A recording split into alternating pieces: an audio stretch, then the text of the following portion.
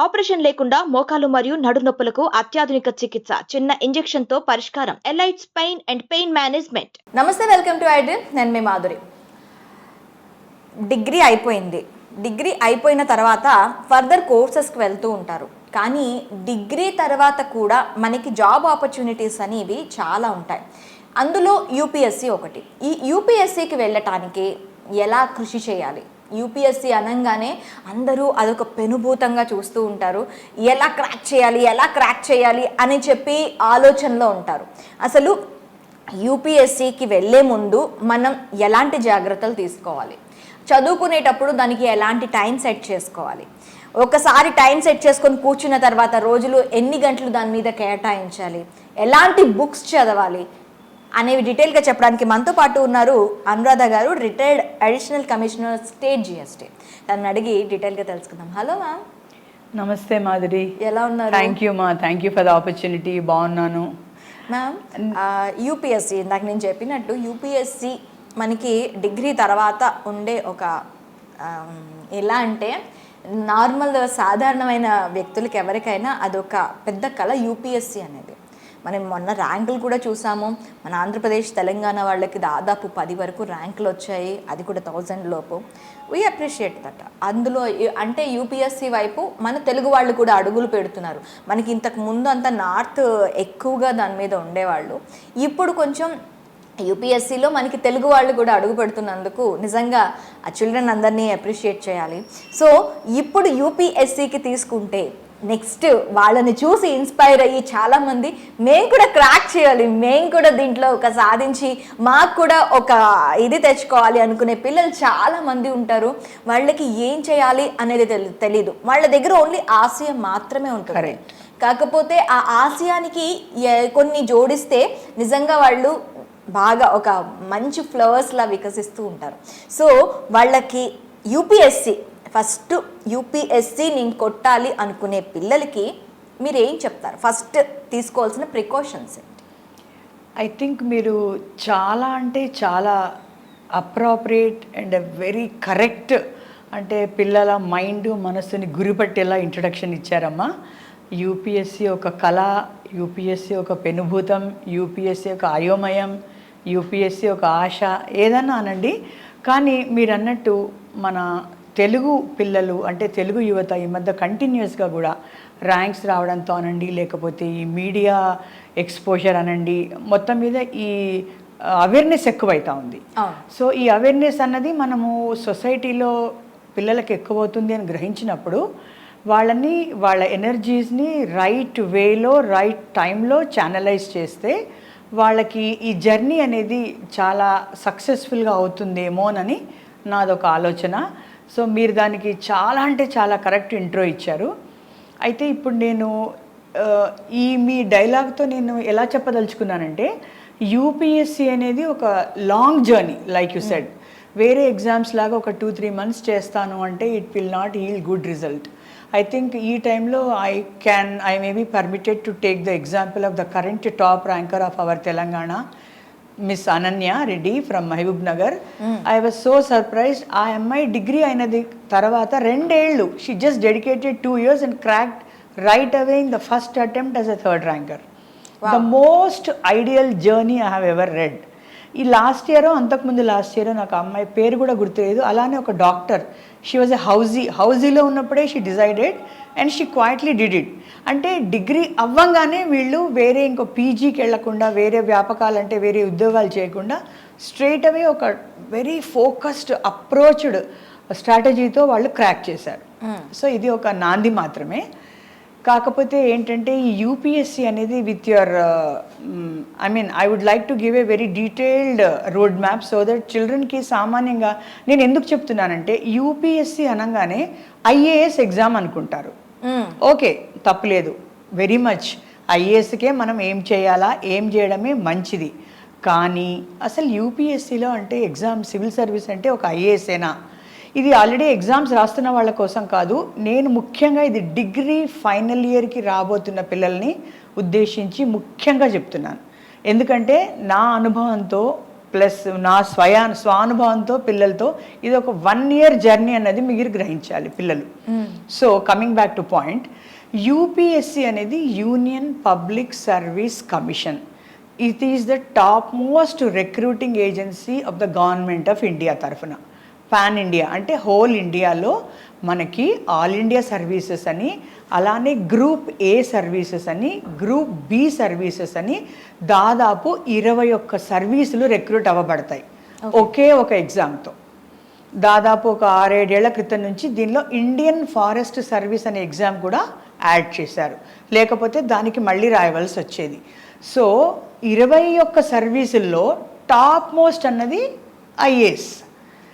ఈ top most ఎలా ఇస్తారు, నా ఇష్టం వస్తే ఇస్తారా, నేను ఆప్ట్ చేసుకోవచ్చా అంటే ఒక 5 minutes అయ్యాక చెప్తాను. సో ఈ అన్ని జాబ్స్కి సార్ ఐఏఎస్ కాకుండా ఏముంటాయంటే ఐఏఎస్ తర్వాత ఐపీఎస్ ఉంటుంది, తర్వాత ఫారిన్ సర్వీస్ ఉంటుంది, వాళ్ళని కూడా ఐఎఫ్ఎస్ అంటారు. తర్వాత రెవెన్యూ సర్వీస్ ఉంటుంది, అంటే ఇన్కమ్ ట్యాక్స్ ఆఫీసర్స్ ఉంటారు, అలానే కస్టమ్స్ ఆఫీసర్స్, సెంట్రల్ జిఎస్టీ అంటారు వాళ్ళు ఉంటారు.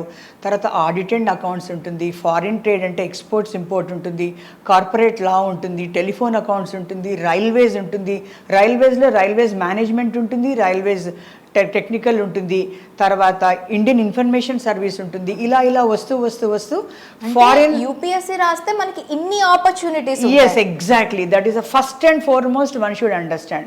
One exam though you are attempting to get into nearly 21 services. 21 services in which 3 are called all India services, 2 IAS IPS, మిగతావి group A and group B అంటారు. అంటే group ఏకి group బికి తేడా ఏంటంటే the functions they discharge and the role and the privileges they have and salaries. ఇక్కడ scales ఉంటాయమ్మా గవర్నమెంట్లో, ఒక్కొక్క కేటగిరీ స్కేల్ని బట్టి కూడా ఉంటుంది. మోర్ ఓవర్ ఫంక్షన్స్ కూడా. ఇప్పుడు మీకు అర్థమైనట్టే, ఇప్పుడు రైల్వేస్లో సెలెక్ట్ అయ్యారనుకోండి, మీ జాబ్ ఓన్లీ రైల్వేస్లో, రైల్వేస్ సెక్టర్లో, రైల్వేస్ అకౌంట్స్ అయితే అకౌంట్స్, మేనేజ్మెంట్ అయితే దానికి పరిమితం అవుతుంది. అదే ఐఏఎస్ అయితే మీరు ఒక స్టేట్కి అలాట్ అవుతారు, కానీ అన్ని సబ్జెక్ట్స్ చూస్తారన్నమాట. అది తేడా. ఇప్పుడు ఇంతకంటే మనకి వివరాలు ఈ పిల్లలకి ఎస్పెషలీ 18, 17, 19 ఉన్న ఏజ్లో అక్కర్లేదు.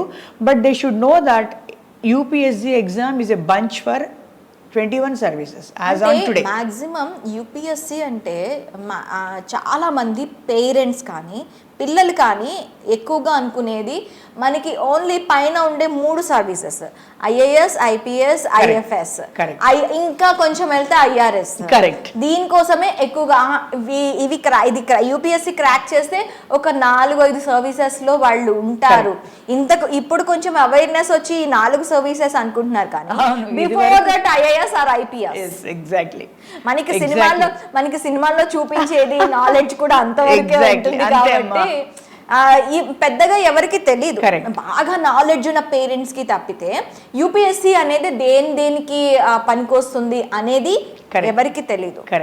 సో ఇప్పుడు మీరు చెప్పారు 21 bunch of 21 services, Indian services కి మనం సర్వీస్ అందించవచ్చు ఇది క్రాక్ చేస్తే.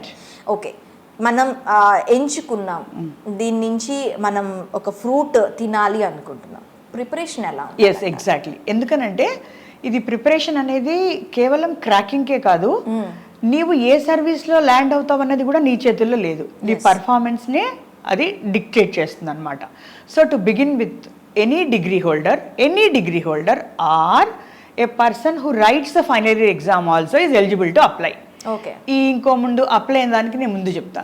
యూపీఎస్సీ అన్నది గత 60-70 ఏళ్ళుగా ఎక్స్ట్రీమ్లీ స్టాండర్డ్ విధానంలో జరుగుతుంది. ఏంటంటే అరౌండ్ జనవరి లాస్ట్ వీక్, ఫిబ్రవరిలో నోటిఫికేషన్ వస్తుంది, అప్లై చేయాలి. May last week or at the most జూన్లో ప్రిలిమినరీ ఎగ్జామ్ అవుతుంది. ఈ యూపీఎస్సీ అనేది 3 అంచెల 3 stages ఎగ్జామ్ అనమాట. ప్రిలిమినరీ అంటే ఫస్ట్ క్వాలిఫైయింగ్ ఎగ్జామ్, అంటే అది వడగట్టడం అనుకోండి వర్చువల్గా. సో మే, జూన్లో ప్రిలిమినరీ అయిపోతుంది.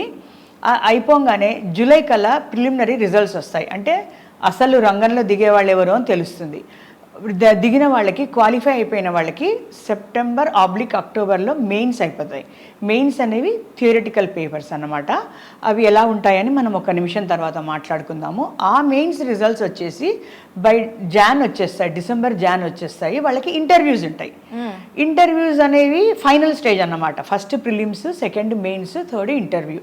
ఆ ఇంటర్వ్యూ కూడా మనకి ఫిబ్రవరి-మార్చ్లో అయిపోయి March end are April maximum first week second week అలా ఫైనల్ రిజల్ట్స్ వచ్చేస్తాయి. ఎందుకంటే ఇక్కడ ఫెయిల్ అయిన వాళ్ళు మళ్ళీ నెక్స్ట్ వెంటనే మే-జూన్లో వచ్చే ప్రిలిమ్ రాసుకోవడానికి ఆ సైకిల్ అలా కంటిన్యూగా అవుతూనే ఉంటుంది. ఇంతవరకు ఎప్పుడు బ్రేక్ రాలేదు. Hats off to UPSC and it's an 1.5 year journey. So నువ్వు ఒక January 24లో అప్లై చేస్తే నీవు వచ్చావా లేదా అన్నది నీకు May-June 25లో తెలుస్తుంది. 1.5 జర్నీ. ఒక యూపీఎస్సీ గుడ్ టార్గెట్ పెట్టుకుంటే ఫోకస్డ్ గా దానికి కంప్లీట్ గా చాలా డెడికేట్ అవ్వాలి. కానీ ద ఫ్రూట్ మీరు అన్నట్టు it's very worth it. So ఈ జర్నీలో మనం తెలుసుకోవాల్సిన ముఖ్యమైన విశేషాలు నేను చెప్పడానికి ప్రయత్నిస్తాను. ఇదేంటంటే 21 years నుంచి 32 ఓపెన్ క్యాండిడేట్స్ వరకు రాయొచ్చు ఏజ్ లిమిట్. అదేవిధంగా రిజర్వ్డ్ క్యాండిడేట్ అంటే SC/STస్కి అయితే +5 years ఎగ్జామ్షన్ ఉంటుంది. మిగతా బ్యాక్వర్డ్ కానీ ఫిజికల్లీ హ్యాండిక్యాప్ వాళ్ళకి +3 అంటే 32 + 5 37 for SC/STs or 32 + 3 that is OBCs, EWCs and our physically handicap వాళ్ళకి, స్పెషలీ ఛాలెంజ్ వాళ్ళకి ఉంటుంది. పోతే నంబర్ ఆఫ్ అటెంప్ట్స్ అన్నది కూడా ఇంకొక రెస్ట్రిక్షన్. ఓపెన్ కేటగిరీ వాళ్ళకి 32 years కానీ లేదా 6 times కానీ రాయొచ్చు, ఏది ముందైతే అది. అదేవిధంగా రిజర్వ్డ్ వాళ్ళకి అంటే మన OBC అండ్ EWS ఉన్నాయి కదా, వాళ్ళకి ఎవరికైతే 3 years ఎగ్జామ్షన్ ఉందో అంటే 32 + 3 years అంటే 35 years +9 times రాయొచ్చు వాళ్ళు. ఓకే. SC/STస్కి 37 వరకు రాయొచ్చు. వాళ్ళకి రెస్ట్రిక్షన్ ఆఫ్ అటెంప్ట్స్ లేవు. ఓకే. అటెంప్ట్స్ లేవు. అండ్ మన రూరల్ యువత మెయిన్గా గ్రహించాలి, examination fee to apply for UPSC only 100. దాంట్లో అమ్మాయిలకి ఎగ్జామ్షన్ ఏం కట్టక్కర్లేదు. ఎందుకనంటే చెప్తున్నానంటే ఇది చాలా చిన్న విషయమైనా కాంపిటేటివ్ ఎగ్జామ్స్కి అప్లై చేయాలంటే కూడా చాలా ఫీజు ఉంటుంది అని ఒక అపోహ ఉంటుంది జనాల్లో. వేలకు కట్టాలి, వందలకు వందలు DD కట్టాలి, ఫీ కట్టాలి అని. UPSC exam is only for 100 rupees fee payment, that to know fee for ladies and the reserved people including SC/ST, OBC, EWS etcetera. So ఇలా అప్లై చేసిన తర్వాత మనం చేయబోయే ఫస్ట్ స్టెప్ ప్రిలిమినరీ అనేది ఉంటుంది. ఆ ప్రిలిమినరీ అనేది మనం అనుకున్నట్టు May-Juneలో అయిపోతుంది. ఇదేంటంటే పూర్తి ఆబ్జెక్టివ్ టైప్ అన్నమాట. దీనిలో 2 పేపర్లు ఉంటాయి. 2 పేపర్లు ఏంటంటే ఒకటి జనరల్ స్టడీస్ ఉంటుంది, ఇంకొకటి రీజనింగ్ కమ్ ఇంగ్లీష్ ఉంటుంది. ఈ జనరల్ స్టడీస్ అన్న దానిలో వచ్చిన మార్కుల ఆధారంగా మిమ్మల్ని నెక్స్ట్ స్టేజ్కి లాగుతారు, వడకడతారు. కానీ ఈ పేపర్ 2లో మాత్రం క్వాలిఫై కావాలి. క్వాలిఫై అంటే దానికి ఒక 33% మార్క్స్ రావాలి. ఈ చాలామంది ఈ మధ్యలో ఐ షుడ్ టెల్ యూ, ఈ పేపర్ అనేది కొంచెం నాన్ ఇంగ్లీష్ వాళ్ళకి, నాన్ మ్యాథమెటికల్ వాళ్ళకి కొంచెం టఫ్ అనిపిస్తుంది. ఎందుకంటే దీనిలో కొంచెం హయ్యర్ స్టాండర్డ్ క్వశ్చన్స్ ఉంటాయి. ఆ మధ్యలో ఈ పేపర్ తీసేయాలని కూడా చాలా చోట్ల గొడవలు అయ్యాయి. కానీ as on today UPSC is continuing making it only as a qualifying. So మనం ఫోకస్ అంతా కూడా దీనిలో కూడా పెట్టాలి. ఎందుకంటే మనకు దానిలో ఎక్స్పర్టీస్ తక్కువ కాబట్టి. పేపర్ 1 అనేది జనరల్ స్టడీస్ అన్నమాట. జనరల్ స్టడీస్ అంటే ఏంటి, ఎగ్జామ్ పరంగా చూస్తే అంటే ఎలా అంటే హిస్టరీ దగ్గర నుంచి, హిస్టరీ అంటే వరల్డ్ కానివ్వండి, ఇండియన్ కానివ్వండి, అది ఎగ్జామ్ ప్యాటర్న్ ఎలా ఉంటుంది. అదే ప్రిలిమినరీ అనేది మల్టిపుల్ చాయిస్ ఓకే. పూర్తి ఆబ్జెక్టివ్ వెదర్ క్వాలిఫైయింగ్, దీన్ని CSAT అంటారు. ఫస్ట్ దాన్ని జనరల్ స్టడీస్ అంటారు. యాప్టిట్యూడ్ టెస్ట్ అనమాట CSAT అంటే. అదైనా ఫస్ట్దైనా they are purely objective. Okay. రెండిట్లో కూడా 100 క్వశ్చన్స్ ఇస్తారు. 2 చొప్పున మార్కులు ఉంటాయి. అంటే 200 మార్కులకి పేపర్ 1 ఉంటుంది, 200 మార్కులకి పేపర్ 2 ఉంటుంది. కానీ తప్పు మార్క్ చేస్తే మైనస్ నెగటివ్ మార్కింగ్ ఉంటుంది. అంటే 3 తప్పులు చేస్తే 1 కరెక్ట్ పోతుందన్నమాట. సో అందుకని మనము ర్యాండమ్గా కొంచెం గెస్ చేసి చేయడానికి పిల్లలు ఆలోచించి చేయాలి. ఎందుకంటే తెలిసినది ఒక 10 కరెక్ట్ చేసినా తెలియనివి 3 తప్పులు చేశారమ్మో, 10 తప్పులు చేశారనుకోండి 3 మార్కులు వెళ్ళిపోతాయి. 3 తప్పు క్వశ్చన్లకి 1 మార్క్ పోతుందన్నమాట. సో ఈ స్కోరింగ్ అనేది మనం we can just elaborate later stage. Basically it's multiple choice question paper with paper 1 as general studies, paper 2 as CSAT. CSAT అంటే ఇంగ్లీష్, మ్యాథమెటికల్ లాజికల్ రీజనింగ్ ఉంటుంది. పేపర్ 1 అయినప్పటికీ హిస్టరీ ఉంటుంది, వరల్డ్ కానివ్వండి, Indian కానివ్వండి, constitution ఉంటుంది, geography ఉంటుంది. ఇవన్నీ ఇండియావే, ఎందుకంటే పాన్ ఇండియా ఎగ్జామ్ కదా ఇది, not any state. India geography ఉంటుంది, వరల్డ్ జాగ్రఫీ ఉంటుంది, కాన్స్టిట్యూషన్ ఉంటుంది, తర్వాత మనకి ఎకానమీ ఉంటుంది, సైన్స్ అండ్ టెక్నాలజీ ఉంటుంది, ఎన్విరాన్మెంట్ ఎకాలజీ ఉంటుంది, తర్వాత ఇంకా కరెంట్ అఫైర్స్ అంటే paper based achievements, releases, people in news, తర్వాత స్పోర్ట్స్ అనండి, ఎనీథింగ్. సో ఇట్స్ ఏంటంటే ఎంటైర్ 360 డిగ్రీస్లో మనకి ఒకలాంటి అవగాహన వచ్చేస్తుందమ్మా ఒక్కసారి మనం రాసామంటే. సబ్జెక్ట్ మెటీరియల్ ఇప్పుడు మీరు చెప్పారు కదా, Yes. Lots of Yes. Geography గురించి, హిస్టరీ గురించి, Indian history, Yes. Indian Geography and world Geography, మొత్తం అంతా మనకి ఈ సబ్జెక్ట్ అంటే ఈ సబ్జెక్ట్స్ అనేవి తీసుకోవడానికి మెటీరియల్ గురించి Yes. పిల్లలు మాక్సిమం ప్రిలిమినరీకి రాసిన వాళ్ళు చాలా ఎక్కువగా కాన్సన్ట్రేటివ్గా, చాలా ఎక్కువగా స్ట్రెస్ఫుల్గా ఉంటారు. Correct. వాళ్ళకి మెటీరియల్ గురించి ఎక్కడ చదవాలి అనే థాట్ అనేది చాలా ఎక్కువగా ఉంటుంది. కరెక్ట్. సో ఈ ప్రిలిమినరీకి రాసేవాళ్ళు మాక్సిమం ఇప్పుడు మీరు 200 అండ్ కట్ ఆఫ్ మార్క్స్ కూడా ఉంటాయి. వీళ్ళకి సబ్జెక్ట్ గ్రాబింగ్ అనేది అండ్ వాళ్ళకి బుక్స్ కూడా మనకి ఎలా ఉన్నాయి అంటే కొన్ని యూపీఎస్సీకి సంబంధించి కొన్ని లక్షల బుక్స్ మార్కెట్లో ఉన్నాయి. కరెక్ట్. బుక్స్ ఎత్తుకోవడంలో 100% చాలా ఇబ్బంది చాలా పడుతుంటారు. చాలా కష్టపడుతూ ఉంటారు. Correct. కొన్ని వాళ్ళకి మెటీరియల్స్ అని చెప్పి చాలా మంది ఇన్స్టిట్యూషన్స్ అవి ఇస్తూ ఉంటారు. వాళ్ళకి ఆ నాలెడ్జ్ కూడా సరిపోదు, ఎందుకంటే ఇండియన్ హిస్టరీ చిన్నది కాదు, వరల్డ్ హిస్టరీ చిన్నది కాదు. అసలు మనకి ఇప్పటి వరకు ఉన్నది అంటే ఒకసారి మనమే ఆలోచించాల్సిన సిచ్యువేషన్స్ ఉంటాయి. Correct. సో వాళ్ళు మెటీరియల్స్ని ఎక్కడి నుంచి తీసుకోవాలి? చాలా చాలా మంచి ప్రశ్న, ఎందుకంటే ఇది most challenging and most confusing కూడా. ఎందుకంటే నేను ఒక్క నిమిషం even examiners point of view కూడా మాట్లాడతానమ్మా. మీరు అన్నట్టు ఎంత మెటీరియల్ ఉంది, ఎన్ని ఇన్స్టిట్యూట్స్, వందల వేల లక్షల బిట్స్ మార్కెట్లో ఉన్నాయి, కానీ ప్రతిసారి క్వశ్చన్ పేపర్ కొత్తగా వస్తుంది అందరికీ. అసలు వాళ్ళు ఎక్కడి నుంచి రాబడుతున్నారు ఊహించండి. నిజంగా అంటే నేను ఇది క్యాండిడేట్స్కి నా మాట వింటే ఒక నిమిషం చిరాకేయచ్చు, కానీ అది మనం అప్రిషియేట్ చేయాలి. ఎప్పటికప్పుడు పేపర్ ఈస్ థ్రోయింగ్ సర్ప్రైజెస్, ఎప్పటికప్పుడు paper level is increasing, complicated, it is getting more deep అనేది అసలు ఎవరు కూడా ప్రిడిక్ట్ చేయలేకపోతున్నారు. మళ్ళీ పుంఖాలు సంస్థలు ఉన్నాయి, మెటీరియల్ ఉంది. ఎందుకంటే మనం లాస్ట్ యూపీఎస్సీ స్టార్ట్ అయిన దగ్గర నుంచి ఇప్పటి వరకు ఒక క్వశ్చన్ మళ్ళీ రిపీటెడ్గా వచ్చిందనేది ఎక్కడా లేదు. ఎగ్జాక్ట్లీ మీరే చెప్పారు, చూడండి ఎలా ఉందో, ఎలా అసలు ఆ పూల్ నుంచి అసలు ఎలా పికప్ చేస్తారు. It's a really UPSC exam అనేది టాపిక్ వచ్చింది కాబట్టి నిజంగా ఒక 10-20% ఇంట్రెస్ట్తో జాయిన్ అయినా కూడా పిల్లలకి it will change their life towards how they start living as citizens and a passion towards society. It will change their entire perspective అమ్మా. బికాజ్ ఇప్పుడు మనం ఈ సబ్జెక్ట్స్ అన్నీ కూడా ఏదో స్కూల్లో చదువుకుంటాము, అప్పుడు కాస్త ఇంట్రెస్ట్ ఉంటుంది, ఉండదు, మర్చిపోతాము, హోలిస్టిక్గా చదవము. ఈ 20 years ఏజ్లో ఒక మెచ్యూర్డ్ మైండ్తో, ఒక ఎగ్జామ్ పర్పస్తో వీటిని అన్నిటినీ ఒక సర్కంఫరెన్స్తో కవర్ చేసినప్పుడు మన అప్రోచ్ మారుతుంది. So coming back to your question of material అనేది ఏంటంటే అమ్మా, ఇప్పుడు there are innumerable guides. Any guide will only అక్కడ వాళ్ళ స్టైల్ మారుతుంది, ప్రజెంటేషన్ మారుతుంది, కానీ బేసిక్ కాన్సెప్ట్ అదే ఉంటుంది. కాబట్టి ఈ ఎగ్జామ్లో నిష్ణాతులు, స్పెషలిస్టులు ఏం చెప్తారంటే, మీరు ఎటువంటి రెడీమేడ్ గైడ్ మీద పడకుండా ఫస్ట్ బేసిక్ మెటీరియల్ చదవండి. ఆ బేసిక్ మెటీరియల్ ఏంటంటే మోస్ట్ యాక్సెప్టెడ్ బుక్స్ ఎన్సీఆర్టీ పబ్లికేషన్సే ఉన్నాయి. అది తరతరాలుగా అదే చెప్తారు. ఎస్ఎస్సి ప్యాటర్న్లో ఉన్న స్టేట్ సిలబస్ అని కాకుండా, ఎందుకంటే ఒక్కొక్క స్టేట్లో ఒక్కొక్క సిలబస్ ఉంటుంది, ఇది మన పాన్ ఇండియా ఎగ్జామ్ కాబట్టి ఎన్సీఈఆర్టీ పుస్తకాలు 8th, 9th, 10th అన్నది ఖచ్చితంగా చదవాలి. ఓకే, వీలైతే 7th నుంచి 12thకి చదవగలిగితే చాలా మంచిదే. బట్ 8th, 9th, 10th అన్నవి చాలా, అది మీకు ఎలా అంటే ఫౌండేషన్ అన్నమాట. ముఖ్యంగా నేను చెప్తున్నది ఏంటంటే, ఇప్పుడు ఏ పిల్లలైతే డిగ్రీ ఫస్ట్ 3rd yearలో మొదలు పెట్టారో వాళ్లకు ఒక ఫ్రెష్, నేనేం రేపు ఎగ్జామ్ రాస్తున్నాను అన్న టెన్షన్ ఉండదు కదా. సో ఒకలాంటి ఇంట్రెస్ట్తో, సబ్జెక్ట్ని తెలుసుకోవాలన్న కుతూహలంతో ఈ మెటీరియల్తో మాత్రం ప్రిపేర్ అయ్యి, ఈ మెటీరియల్ అసలు ఏంటి అన్న అవగాహన తెచ్చుకున్న తర్వాత వాళ్ళ ఓన్, ఇప్పుడు ఒక్కొక్కళ్ళది ఒక స్టైల్ ఉంటుంది, ఒక్కొక్కళ్ళది కొందరు చాలా డీప్గా ఆశిస్తారు మెటీరియల్ని, కొంతమందికి అంత ఇంట్రెస్ట్ ఉండదు, అర్థం కాదు.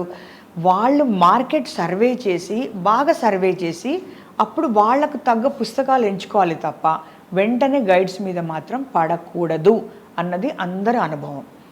ఇక్కడ నేను ఇంకోటి ఏం చెప్పదలుచుకున్నానంటే, ప్రిలిమినరీ ఎగ్జామ్ని చాలామంది ఎలా చెప్తారంటే, మీరు ప్రిలిమినరీ అన్న పాయింట్ ఆఫ్ వ్యూతో ప్రిపేర్ అవ్వకండి, మీరు మెయిన్స్ అన్న వ్యూతో ప్రిపేర్ అవ్వండి, అప్పుడు మీకు ప్రిలిమినరీ అన్నది క్వాలిఫై అవ్వడం ఈజీ అవుతుంది.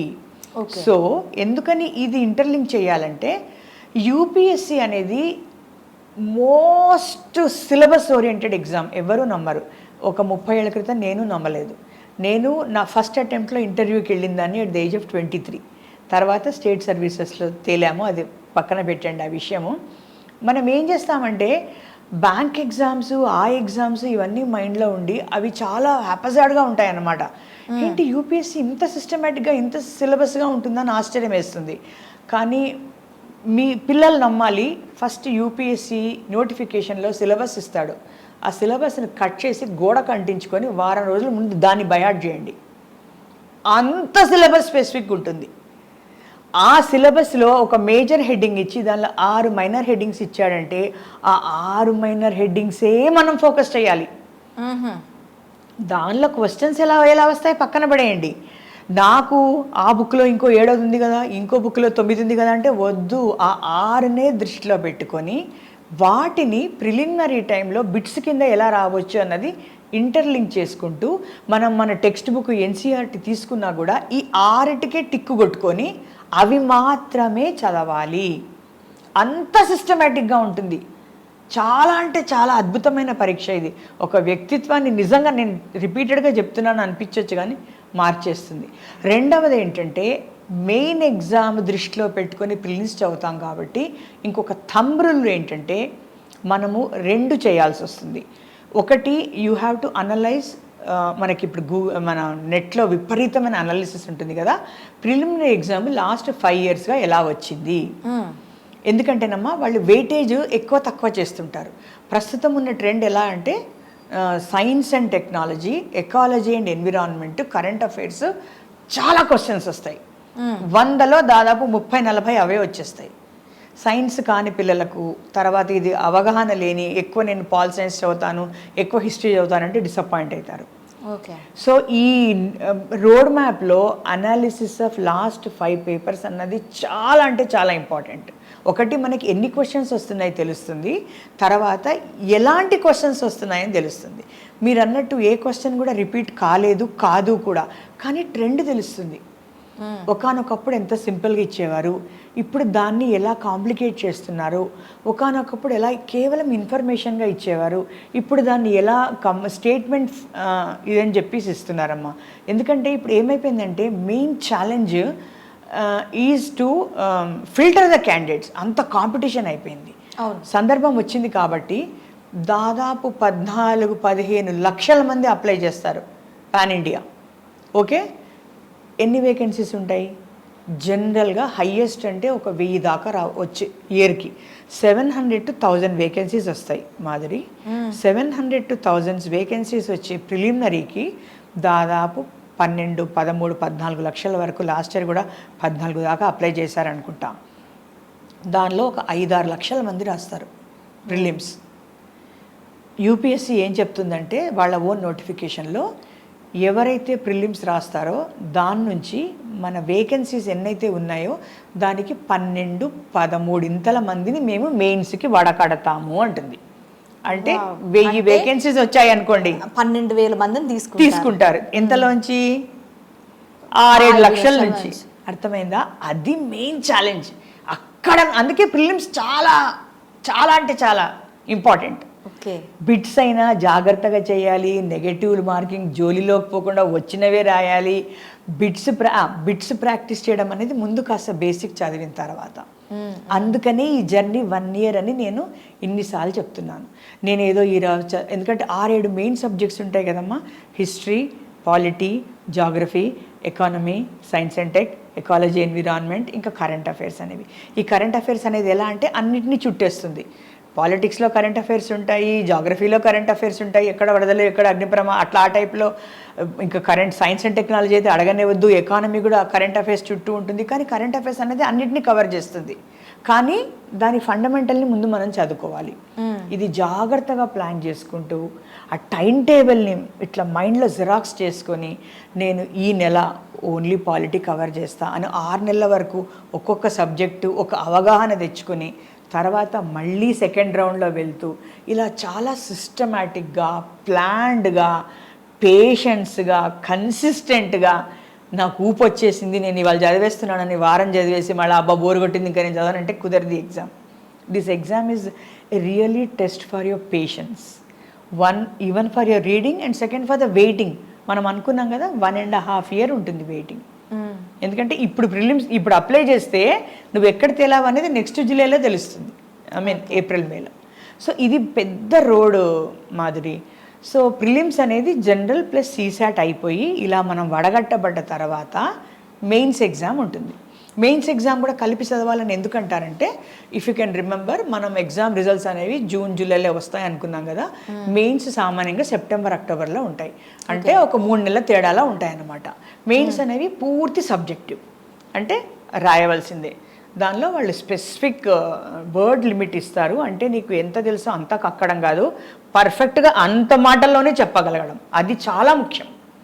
ఎందుకంటే నాకు ఇంత తెలిసి ఉండొచ్చు, వాళ్ళకి అనవసరం, దాన్ని నువ్వు ఇంతలో కుదించి చెప్పాలి, అక్కడుంది నీ ఛాలెంజ్. సో దీనిలో ఏంటంటే మనకి 2 ఎగ్జామ్స్ ఏమో ఊరికే క్వాలిఫైయింగ్ ఉంటాయమ్మా, మన ఓన్ లాంగ్వేజ్ అంటే మన మదర్ టంగ్ ఒకటి, ఇంకో ఇంగ్లీష్ ఒకటి. అంటే మదర్ టంగ్లో కానీ ఇంగ్లీష్లో కానీ ఏంటంటే జనరల్ అనమాట, ఒక కాస్త గ్రామర్ ఇస్తారు, ప్రెస్ ఇస్తారు, ఊరికే 25% వస్తే క్వాలిఫై అయిపోతాయి.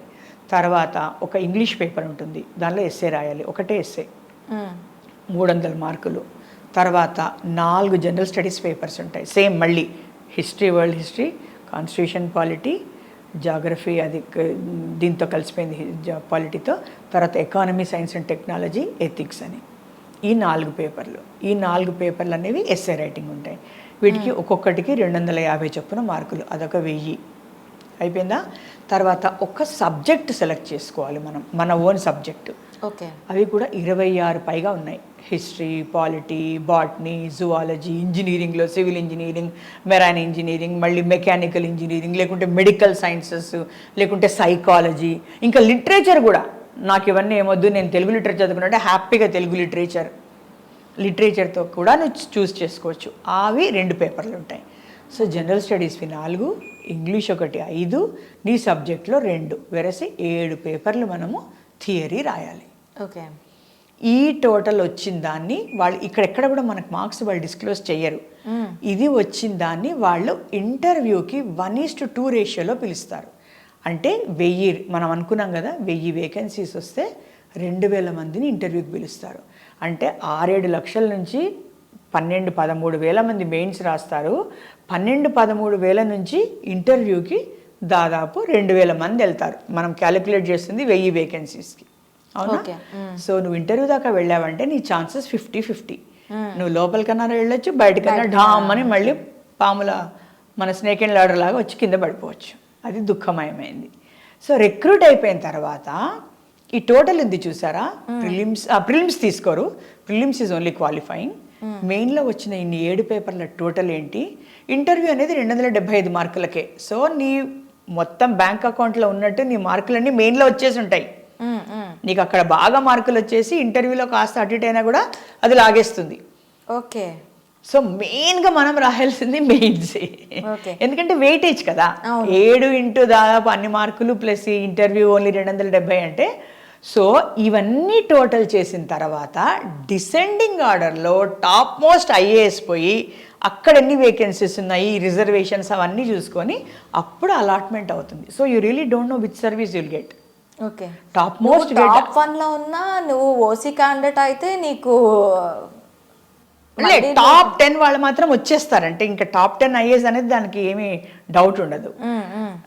ఇంకా రిజర్వేషన్లో ఉండి మనం ఒక 100 దాటినా ఒక్కసారి రావచ్చు. Everything depends on the vacancies కూడా కదా.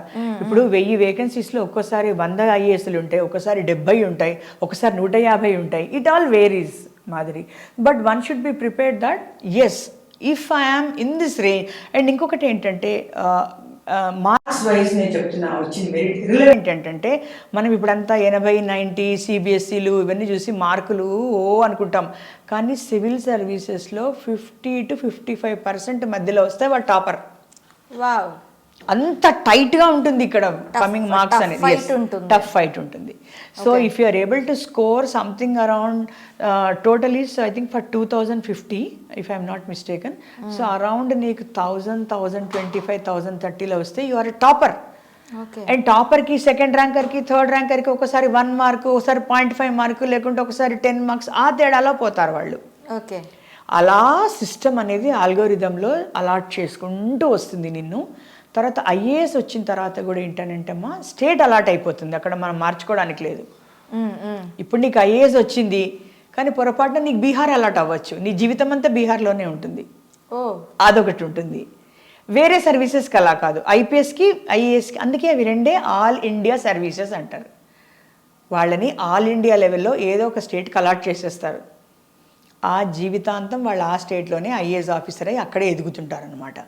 మిగతా ఏంటంటే ఇప్పుడు మనం అనుకున్నాం కదా, రైల్వేస్, ఎక్స్పోర్ట్ ఇంపోర్ట్, లేకుంటే ఇన్ఫర్మేషన్ సర్వీస్, మీడియా కానీ, లేదంటే మన అకౌంటింగ్ కానీ, జనరల్ అకౌంటింగ్, ఐఆర్ఎస్ మీరు అన్నారే, అవన్నీ మన ఆల్ ఇండియా లెవెల్లో వాళ్ళకి రెగ్యులర్గా ట్రాన్స్ఫర్స్ అవుతూ ఉంటాయి. They are not attached to any state. Okay, coming to the this is the pattern, one big sketch. ఇప్పుడు ఓకే, మెయిన్స్కి చెప్పారు మీరు ఎలాంటి సబ్జెక్ట్స్ ప్రిపేర్ అవ్వాలి, ప్రిలిమ్స్ నుంచి మెయిన్స్ వరకు చెప్పారు.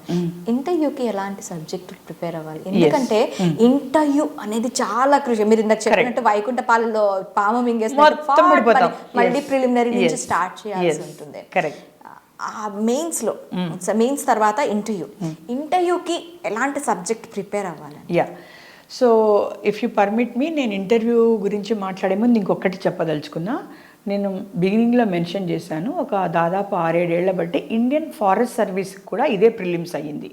సో ఇండియన్ ఫారెస్ట్ సర్వీస్ అనే వాళ్ళు ఎవరంటే సైన్స్లో డిగ్రీ ఉన్న వాళ్ళు కానీ, ఇంజనీరింగ్ వాళ్ళు కానీ అర్హులు. బీఏ, బీకామ్ వాళ్ళు అర్హులు కారు, ఓన్లీ సైన్స్ ఆర్ ఇంజనీరింగ్.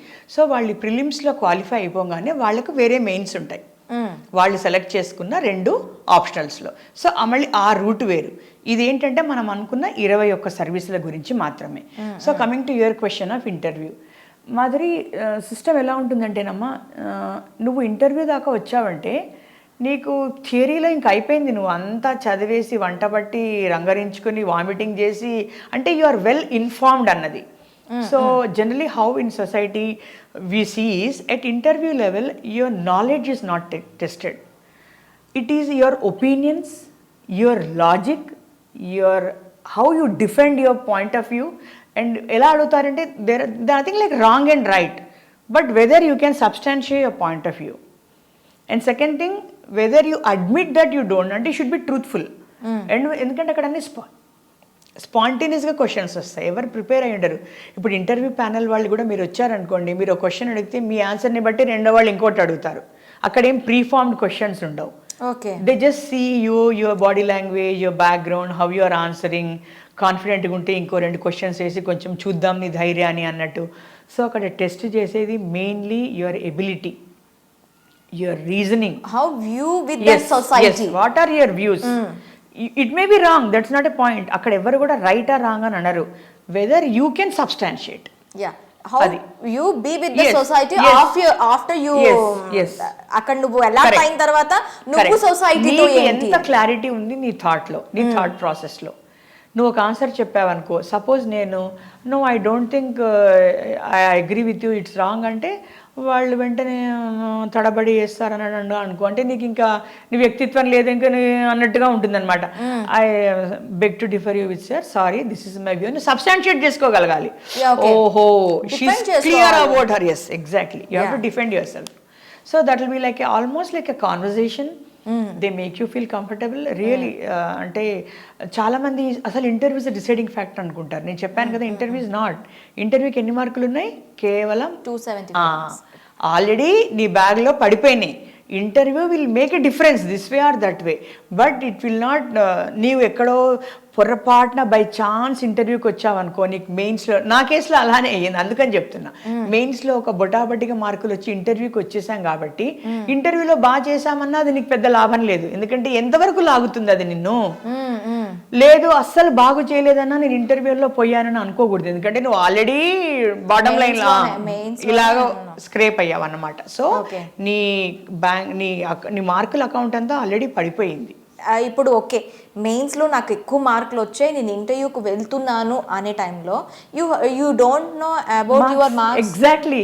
కాబట్టి you have to prepare in what, about your clarity of expression, about your thought. అప్పుడు ఇంకా నువ్వు మెయిన్లీ కరెంట్ అఫైర్స్, పేపర్లో ఉన్న న్యూస్, నీ ఒపీనియన్స్ అలా ప్రిపేర్ అయితే you can answer. Because it again the won't again go back to basics అలా కాకుండా. అంటే మాక్సిమం ఇప్పుడు యూపీఎస్సీకి ఎవరైతే పేరెంట్స్ పంపించాలి అనుకుంటున్నారో వాళ్ళు ఈ పిల్లల్ని చిన్నప్పటి నుంచే మంచి వ్యక్తిత్వం ఉన్న పిల్లలుగా 100% కమ్యూనికేషన్ విత్ క్లారిటీ, కాన్ఫిడెన్స్. అట్లానే నేను తప్పుడు పని మొండిగా ఆర్గ్యూ చేస్తానని కాదు నేను చెప్పేది. You should be clear of your opinion, you should have a justification, you should have reasoning, you should have a basis and supported with facts. It should be factual nevertheless, కానీ you should be able to justify it. అట్లా ఇది ఒక journey మాదిరి ఎవరికి, any degree హోల్డర్కి, అందరికీ అన్నమాట. UPSC civils అనేది పెద్ద అంబ్రెల్లా. దీనిలో మనం ఇప్పుడు సైన్స్ వాళ్ళని విడగొట్టేసామా ఫారెస్ట్ సర్వీస్. అలానే just for the interest of other children I want to especially highlight there is another exam called Indian engineering service. చాలా మందికి తెలియదమ్మా, నేను అందుకని చెప్తున్నాను. ఇది ఓన్లీ ఫర్ ఇంజనీరింగ్ గ్రాడ్యుయేట్స్. ఈ కార్పొరేట్ క్యాంపస్ సెలక్షన్లో అలా అయిపోయి ఫైనల్ ఇయర్లో వాళ్ళు అసలు చాలా మందికి అవగాహన లేదన్నది నా ఉద్దేశము. అవును, క్యాంపస్ సెలక్షన్స్ అవ్వలేదు, క్యాంపస్ సెలక్షన్స్ వచ్చి మేము ఇంకా రాలేదు, మాకు అక్కడ క్యాంపస్ సెలక్షన్లో రాలేదంటే డిప్రెషన్లోకి వెళ్ళిపోయి ఇంకా అమీర్పేటో లేకపోతే ఎక్కడో వెళ్ళి వేరే కోర్సెస్ చదువుకొని ఆ కోర్సులో మళ్ళీ వెళ్ళి చాలా మంది నిజంగా అవగాహన లేదు. ఇప్పుడు మీరు చెప్పేంత వరకు ఇండియన్ ఇంజనీరింగ్ సర్వీస్ గురించి నాకు రాలేదు, అందుకని I wanted to utilize this forum Indian engineering service. అక్కడ ఏమైపోతుంది, నీకు అసలు సగం రష్ తగ్గిపోయింది, ఎందుకంటే it's only for engineers. Okay, vacancies కూడా అన్ని రాకపోవచ్చు, కానీ it's a very decent service, very prestigious service. Engineers ఇంతలా గ్రాడ్యుయేట్స్ అవుతున్నారు, they should come in to the governance. Public సెక్టార్స్లో ఉంటుంది, వాటర్ మిషన్లో, ఎనర్జీలో, తర్వాత డిఫెన్స్లో, ఏవియేషన్లో, పీడబ్ల్యూడీలో అందరు వీళ్ళే ఉంటారు, రైల్వేస్లో తర్వాత. సో వీళ్ళకి ఏంటంటే ఎగ్జామ్ జనరల్ స్టడీస్ ఒకటే పేపర్ ఉంటుంది, ప్రిలిమ్స్ ఉండదు. ఇంజనీరింగ్ ఇప్పుడు నువ్వు మెకానికల్ అనుకో, మెకానికల్లో 2 పేపర్స్ రాయాలి, సివిల్ అనుకో, సివిల్లో 2 పేపర్లు రాయాలి. Exactly. So it is more subject oriented. I want the children to be aware. ఈ ఇయర్ వచ్చింది, అది ఎవ్రీ ఇయర్ వస్తుంది, బట్ చెప్పా కదా వేకెన్సీస్ కాస్త అటు ఇటుగా 24లో కూడా వచ్చిందమ్మా. అదే విధంగా 2 more services which I want the children to know through our channel. Indian economic service, IES. ఎవరు దీనికి అర్హులు, కాకపోతే ఎకనామిక్స్లో పీజీ చేయాలి, డిగ్రీ పిల్లలు కాదు. ఓకే, ఓన్లీ ఎకనామిక్స్లో పీజీ ఉన్న వాళ్ళు మాత్రమే. ఓకే, ఇది కూడా చాలా ప్రెస్టీజియస్, ఎందుకంటే ఇప్పుడు అంత ఫినాన్స్ అయిపోయిందమ్మా. It's all about budgeting, planning, allocations కదా. So you can be a part of policy making in the governance. It's such a high body. Planning కమిషన్లో, ఫైనాన్స్ కమిషన్లో, ఎన్నో మినిస్ట్రీస్లో, ఫైనాన్స్ వింగ్లో. I mean children should take pride in being associated with Indian civil service in whatever form it is. ఎందుకంటే ఇండియాలో we're best served with the largest youth అనేవాళ్ళు గవర్నెన్స్లో participate చేయకపోతే మరి ఎలా, ఫ్యూచర్ ఎలా? బ్యూటిఫుల్ ఆపర్చునిటీస్ ఉన్నాయి. మనం ఒక్కసారి ఎంటర్ అయితే దీన్ని ఎలాగన్నా, ఒకవేళ నచ్చకపోయినా 5-6 ఏళ్ళు నువ్వు ఒక ఇండియన్ ఎక్స్పీరియన్స్ ముద్రతో బయటపడితే నీకు ఎక్కడన్నా వేరే విధంగా యూ కెన్ బీ వాల్యూడ్. అవునా? అంటే ఒక ఫ్రూట్ లెవెల్ ఉండొచ్చు, ఒక ఫ్లేవర్ లెవెల్లోనే ఉండొచ్చు. ఫ్లేవర్ నుంచి ఫ్రూట్ కాకపోయినా సరే నీకు ఒక యూపీఎస్సీకి నువ్వు చేసావు అంటే యూపీఎస్సీ నువ్వు కంప్లీట్ అంటే నీకు వచ్చినా రాకపోయినా you are eligible for everything. 2 more services. Indian statistical service, BSc math, BSc statistics. Imagine, math పిల్లలు చాలా మంది ఉంటారు. దట్ ఈస్ ఆల్సో ఎందుకంటే ఇప్పుడు అంతా data management, data managing, government ఎవరికి మళ్ళీ ప్రిలిమ్స్ అవసరం లేదు. అది అసలు వేరే, ఆ లైనే వేరు, ఆ నోటిఫికేషన్ వేరు, ఆ ఎగ్జామ్ ప్యాటర్న్ వేరు. వాళ్ళకు ఎంత చాలా, వాళ్ళకి 4 పేపర్స్ ఉంటాయి. దేనిలో, స్టాటిస్టిక్స్ లోనే లేదా ఎకనామిక్స్ లోనే, ఎవరు ఏది ఎలిజిబుల్ అయితే ఆప్ట్ చేసుకుంటే అది. ప్రిలిమినరీ వీళ్ళకి ఉండదు, వీళ్ళకి జస్ట్ ఒక బేసిక్ మళ్ళీ ఒక జనరల్ స్టడీస్ ఇంగ్లీష్ అని ఏదో నామినల్ క్వాలిఫైయింగ్ ఉంటాయి. సో వాళ్ళు ఫోకస్ చేయాల్సిందల్లా మెయిన్స్కే, దట్టు మీరు అన్నట్టు వాళ్ళ సబ్జెక్ట్సే. దానిలో స్టాటిస్టిక్స్ లో ఏంటంటే పేపర్ 1 ఇంటూ ఆబ్జెక్టివే, 3-4 రైటింగ్. ఎకనామిక్స్ లో మాత్రం అది మైక్రో ఎకనామిక్స్, పాలసీస్ అవన్నీ మైక్రో అనేవి ఉన్నాయి 4 పేపర్లు. నేను టెక్నికల్ గా అంత డీటెయిల్ గా ఇప్పుడు మనకు అనవసరము. నేను చెప్పేది ఏంటంటే నాకు ఎకనామిక్స్, ఎగ్జాక్ట్లీ నాకు ఎకనామిక్స్ ఇంట్రెస్ట్ ఉంది, నాకు ఇవన్నీ ఎందుకంటే మీకో సర్వీస్ ఉంది. అసలు మన సౌత్ ఇండియన్స్ ఎక్కడ లేరమ్మా దీనిలో, బికాజ్ మీరు అన్నట్టు అవగాహన పెద్ద లేదు, పట్టించుకోవట్లేదు. ఎందుకంటే అందరం కూడా సివిల్ సర్వీసెస్ అనగానే ఐఏఎస్ అని అలా కొట్టుకుపోతున్నాము. కొంచెము ఓకే ఇది కాకపోతే ఇంకొక సర్వీస్ ఉంది విచ్ ఇస్ మై, కొంతమందికి సబ్జెక్ట్ ఇంట్రెస్ట్ చాలా ఉంటుంది, మ్యాథ్స్ స్టాటిస్టిక్స్ వాళ్ళకి, ముఖ్యంగా ఎకనామిక్స్ వాళ్ళు అలా ఉంటే it's a very good place. And another last thing which I wanted to exam is combined medical service, just MBBS. అదైతే ఇంకా అసలు వాళ్ళకి అసలు జనరల్ స్టడీస్ కూడా ఉండదు, ఓన్లీ 2 పేపర్స్ ఆబ్జెక్టివ్ మెడికల్. వాళ్ళ ఏవో ఉంటాయి 20-30 సబ్జెక్టులు, పేపర్ 1లో సగం, పేపర్ 2లో సగం, అంతే. రైల్వేస్లో వాళ్ళ సెంట్రల్ గవర్నమెంట్ ఆఫీసెస్లో డాక్టర్స్ ఉంటారు కదా, వాళ్ళే హాయిగా. మీరు చెప్తూ ఉంటే చాలా ఈజీగా అనిపిస్తుంది, కాకపోతే ఎలా అంటే బాగా ఇంట్రెస్టెడ్ గా చదివే వాళ్ళకి మేబీ నాకు ఈజీ అనిపించేంతగా ఈజీ అయి ఉండొచ్చు. లేదు, మీరు ఒకటి చక్కటిగా ఒకటి గ్రహించారు ఏంటంటే, ఓర్ని ఇన్ని ఉన్నాయా పాత్, ఒక్క పాతనే చూసి అక్కడే రద్దీ అయి పడిపోయి దెబ్బలు తిన్నాయని ఏడుస్తే ఎందుకు కూర్చోవాలి అని ఒక అభిప్రాయంతో నేను మెడికల్ మొన్న వచ్చిందమ్మా ఈ జనవరిలోనో ఫిబ్రవరిలోనో నియర్లీ 800 and above వేకెన్సీస్. ఇప్పుడు నీకు పీజీ చేసుకుని అబ్రాడ్ ఏమన్నా ఉన్నా కూడా కాల్తో స్టార్ట్ చేయొచ్చు కదా, బికాజ్ ఎంబీబీఎస్ చదివేటప్పటికే వాళ్ళు ఏదో చాలా లాంగ్ జర్నీ అయిపోయిందని వాళ్ళు మెడికల్ అంటే డిప్రెస్ అయిపోయి కొంచెం ఫైనాన్షియల్గా ఉంటుంది, నీకు ఒక ఆసరా దొరికింది కదా, నువ్వు స్టార్ట్ చేయి జర్నీ. నువ్వు ఇక్కడ జాయిన్ అయితే రిటైర్ అవ్వాలని లేదు కదా. అండ్ చాలా మందికి గవర్నమెంట్ అంటే ఆ గవర్నమెంట్ ఒకలాంటి కొంచెం ఇంకా అక్కడ ఏముంటుంది ఫెసిలిటీ, అలా కాదు. నువ్వు కంట్రిబ్యూట్ చేయి, నీ ఎక్స్పర్టైజ్ చూపించుకో, నీకు సెక్యూరిటీ ఆఫ్ జాబ్ ఉంటుంది, ఒక ప్రైడ్ ఉంటుంది గవర్నమెంట్ సర్వీస్ అని, అది చాలా ఉంటుంది మాదిరి, అన్లెస్ లోపలికి వెళ్తే తప్ప తెలీదు. అంటే మనం ఒక స్వీట్ తినేటప్పుడు ఆ స్వీట్ ఒక్కొక్కరికి ఒక్కొక్కలా అనిపించవచ్చు. ఇప్పుడు స్వీట్ ఇంట్రెస్ట్ ఉన్న వాళ్ళకి ఆ స్వీట్ వాల్యూ తెలుస్తుంది, ఆ స్వీట్ టేస్ట్ అనేది ఎంజాయ్ చేస్తారు. స్వీట్ వాల్యూ తెలియనప్పుడు, ఆ స్వీట్ గురించి టేస్ట్ తెలియనప్పుడు దాన్ని ఓకే స్వీటే కదా అన్నట్టు ఉంటుంది. So very well said. Yes, so ఎవరైనా కూడాను యూపీఎస్సీకి కానీ యూపీఎస్సీకి మాత్రమే మనం సెట్ చేస్తున్నాం అనుకున్నాం, you are dedicated మీ నాలెడ్జ్ని ఇంకా పెంచుకోవడానికి. మీ చిన్నప్పటి నుంచి ఏదైతే చదివి వదిలేసి మాకు ఇంకా ఈ సబ్జెక్ట్స్తో వద్దు అనుకున్నారో ఆ నాలెడ్జ్ మీద ఒక 1.5 year కూర్చొని ఆ 1.5 year కూడా మీరు చదివిన దాన్ని ఇంకొంచెం నాలెడ్జ్ పెంచుకొని ముందుకు వెళ్తున్నారు. నేను యూపీఎస్సీ కాదు, నా నాలెడ్జ్ని పెంచుకోవడానికి వెళ్తున్నాను అనుకునే వాళ్ళకి you nailed it. ఆ నాలెడ్జ్ పెంచుకోవడానికి నేను వెళ్తున్నాను, ముందుకు వెళ్తున్నాను అనుకుంటే UPSC is nothing, the ultimate. ఎందుకంటే you become holistic as a person, you become confident, you become responsible citizen, you start contributing to society in some other form. It is a definitely exam to be taken in lifetime. కాకపోతే there are 2-3 things which they should really remember. యూపీఎస్సీకి ఎవరైతే వెళ్ళి ఆ జర్నీలో చేస్తారో, మిగతా ఏవైతే competitive exams ఉంటాయో వాళ్ళకి నిజంగా nothing. Kind of you are right, వాళ్ళకి నథింగ్. ఎందుకంటే యువర్ డెడికేషన్, నువ్వు ఎంత కాంపిటేటివ్ ఎగ్జామ్ రాసినా ఆ సబ్జెక్ట్స్ నుంచే వస్తాయి. అంటే ఇక్కడ ఒక చిన్న alert which I wanted to tell you మా, బ్యాంక్ ఎగ్జామ్స్ నెక్స్ట్ సెకండ్ ఏమంటారు మందలో పుంఖాలు రాసేస్తుంటారు. Bank exams are on a different footing slightly, that if will discuss at a right time. ఈ శ్రమ, ఈ నాలెడ్జ్ అక్కడ డైరెక్ట్గా ఉపయోగపడదు. కానీ మీరన్నది వెరీ వెరీ యూస్ఫుల్. ఎందుకంటే యూపీఎస్సీ గనక మనం ఒక మెదడు గుండె అనుకుంటే next 2 important wings staff selection commission, తర్వాత మన state selection commission, state public service commissions, వాటికి కంప్లీట్ జెరాక్స్ ఈ ఎగ్జామ్ పనికి వస్తుంది. ఇప్పుడు మేము అందరం కూడా తరతరాలుగా చెప్తున్నా కదా, యూపీఎస్సీలో దెబ్బతిన్న సోల్జర్స్ అందరూ గ్రూప్ 1లో తేలుతారని సరదాగా అనుకుంటూ ఉంటాం. మా జీవితాలు కూడా దానికే సాక్ష్యం. ఓకే సో అక్కడెక్కడో నువ్వు ఏం చేస్తే ఇక్కడ ఖచ్చితంగా తేలుతావు. తేలకపోయినా మీరన్నది 100%.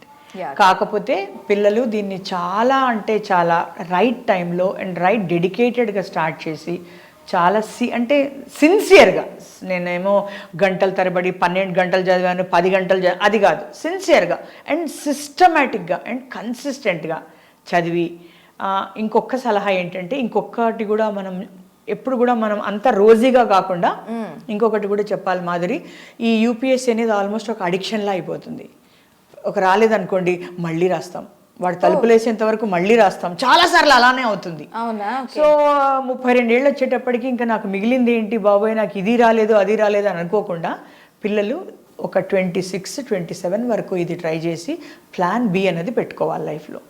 ఎందుకంటే మనము 20-21 ఇయర్స్ చిల్డ్రన్ని when we are trying to motivate them, we should tell them the alternate B plan also they should have in mind. Not at the beginning, but after they are crossing 25 years, then it will be a balance. Okay. That is the main thing they should have in mind. Okay? Okay, ma'am. Thank you very much.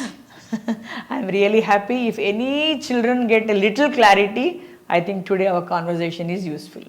But I'm very happy that you participated. Like you are very clear. Okay, Yeah, ma'am. Thank you very much.